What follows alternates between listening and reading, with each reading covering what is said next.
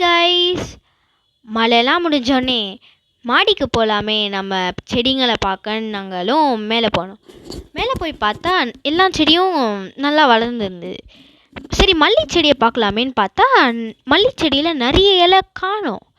யாரா இந்த புது என்ட்ரின்னு எல்லா இலையும் நாங்களும் திருப்பி திருப்பி பார்க்குறோம்.